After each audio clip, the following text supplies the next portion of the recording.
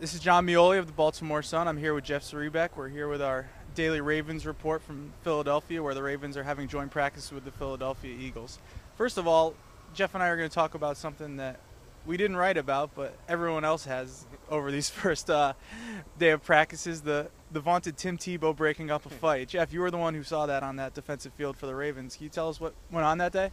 Yeah, it was a goal line drill, and the Eagles looked like they had gotten into the end zone, and this was a second team offense, or I don't even know if Tebow's on the second team, but it was a bunch of reserves and backups, and Asa Jackson, the Ravens cornerback, appeared to get into it with somebody, and somebody pushed him away, and the two teams sort of came together, and Tebow was one of about 15 guys who sort of entered the fray to make sure cooler heads prevailed. So I know everything Tim Tebow does is always a big news story. I don't know that he had any particularly hero role in making sure this fight didn't grow into something bigger, but hey, he's trying to make the team too. So as John Harbaugh always says, how much can you do for us? And Tim Tebow clearly, fights are a big issue. So Tim Tebow clearly dissipated a potential one at Ravens and Eagles joint practice the first day. Now, do you think it'd be national news if Bryn Renner had broken up a similar fight? No, I don't think so. Tim Tebow,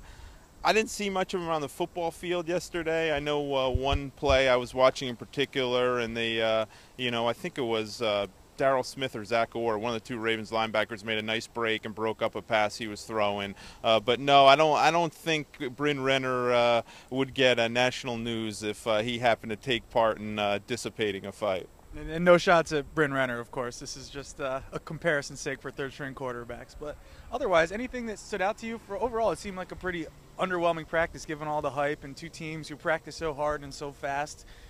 Really just having a pretty slow, vanilla practice. That's what I saw. What about you? Yeah, I sort of agree. I think the most noteworthy thing was there really wasn't anything noteworthy, if you know what I mean. I thought the practice lacked a little bit of juice, and I don't get me wrong, I'm not, both teams got their work in. It was, it was a quality practice, but there just wasn't a whole lot happening on the field. I mean, on offense, I don't think the Ravens' first-team offense played particularly well. Joe Flacco looked a little sluggish. They did nothing down the field. Aiken and Campanaro made some plays underneath, but I didn't see a whole lot down the field.